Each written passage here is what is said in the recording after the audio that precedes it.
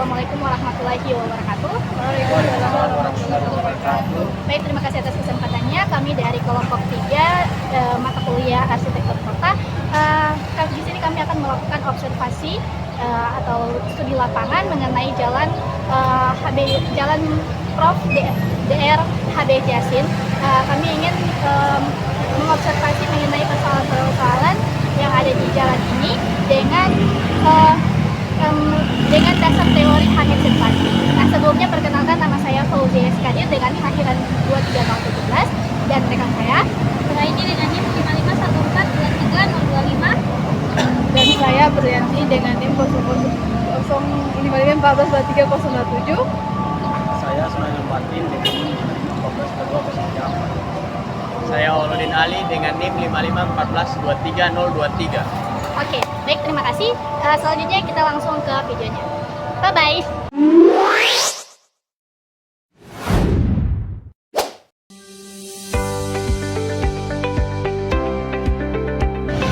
Oke, bismillahirrahmanirrahim.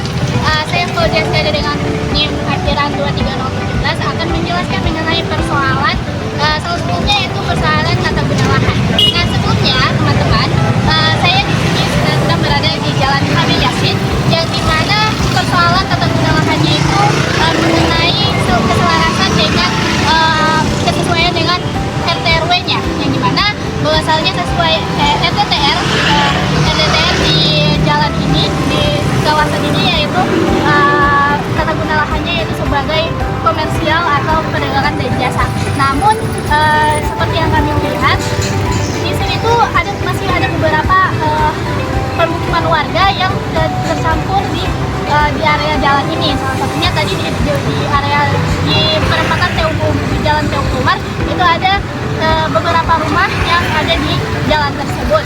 Lalu juga ada terjadi mix antara di sini kawasan perdagangan dan jasa, pertokoan, tapi juga ada ada untuk fungsi bangunan yang lain seperti perbankan dan lain sebagainya, perbankan, apotek dan lain sebagainya. Nah, selanjutnya untuk teori untuk masalah lainnya akan disampaikan oleh saya. Jadi perkenalkan, nama saya Brianti dengan akhiran NIM 027. Saya di sini akan menjelaskan mengenai bentuk dan masa bangunan. Di Jalan HB Jasin ini terdapat bangunan yang sudah mengalami kerusakan dan tidak terawat. Selanjutnya di sini kita menunjukkan masalah di trotoarnya. Bisa dilihat pada trotoar ini mengalami kerusakan, kemudian besarnya tidak sesuai standar dan juga tidak memiliki jalur untuk penyandang disabilitas. Dan bisa dilihat di sini kalau beberapa dari trotoar ini digunakan sebagai tempat parkir, ya, tempat parkir, dan tingginya kurang dari tinggi jalan raya. Assalamualaikum warahmatullahi wabarakatuh. Saya Sunanul Batin. Baik, kesempatan kali ini saya akan menjelaskan terkait persoalan sirkulasi dan parkir. Untuk persoalan yang pertama, seperti dilihat bahwa penyalahgunaan tempat parkir yang ini tidak ada tempat parkir, cuman beberapa masyarakat itu menggunakan trotoar sebagai tempat parkir. Untuk persoalan yang kedua, di jalan masih realisasi, yaitu di mana toko-toko atau bangunan yang ada di sekitaran ini itu tidak menyediakan tempat parkir khusus, sehingga beberapa masyarakat menggunakan tempat parkir yang tidak seharusnya berada di sini. Oke, baik, untuk akses pejalan kaki di Jalan HB Jasin, seperti yang kita lihat di tempat berdirinya saya ini adalah akses untuk pejalan kaki di area sini itu terlihat cukup besar dan juga disalahgunakan. Seperti yang kita lihat ada seharusnya itu adalah akses pejalan kaki, namun beberapa masyarakat menggunakan sebagai tempat parkir. Saya Oludin Ali, di sini akan menjelaskan tentang ruang terbuka yang ada di lingkungan Jalan HB Jasin ini, yang dimana kita bisa lihat ruang terbuka di sini hanya memiliki satu, bisa dibilang minim lah, untuk ruang terbuka, lingkungan publik.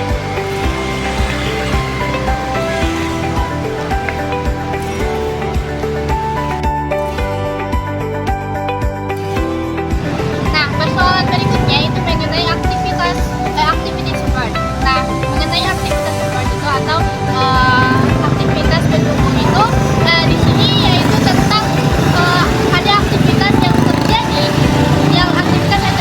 setelah aktivitas utama itu ada.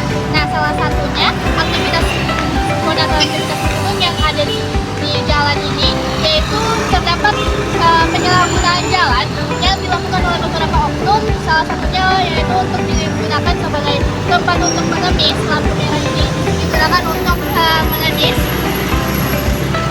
Lampu merah ini digunakan untuk mengemis. Selanjutnya juga ada yang badut-badut dan berjualan, dan juga ada juga yang berjualan di lampu merah. Nah, salah satunya juga yaitu di mana jalan raya ini ketika pagi hari digunakan sebagai tempat berjualan secara bertahap gitu. Jadi hanya di pagi hari doang dan salah satunya di hari Minggu untuk berjualan. Nah, berikut juga ada yang ini itu digunakan untuk menjual buah yang dimana tempatnya itu toko ini terlalu dekat dengan sepadan jalan. Ya, ini saya akan menjelaskan lagi tentang signage yang dimana untuk penanda lampu merah dan menjalankan bisa dibilang inilah atau pusat. Bisa dilihat salah satu contoh di penanda jalan penyeberang itu pusat. Ya, selanjutnya ada signage untuk penanda-penanda perempatan atau pengejaran terarah. Dan signage untuk penanda toko-toko yang gudang-gudang di sekitar sini.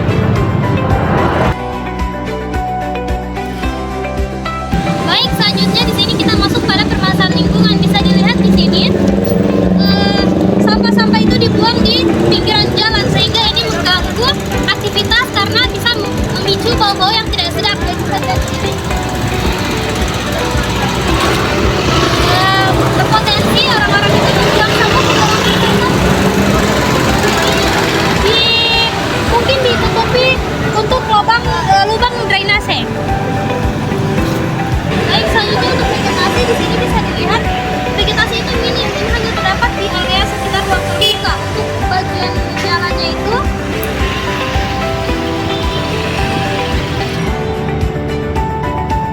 bagian jalan itu masih sangat minim, bisa dilihat vegetasinya itu masih dalam jumlah yang sedikit dan juga masih ukuran kecil.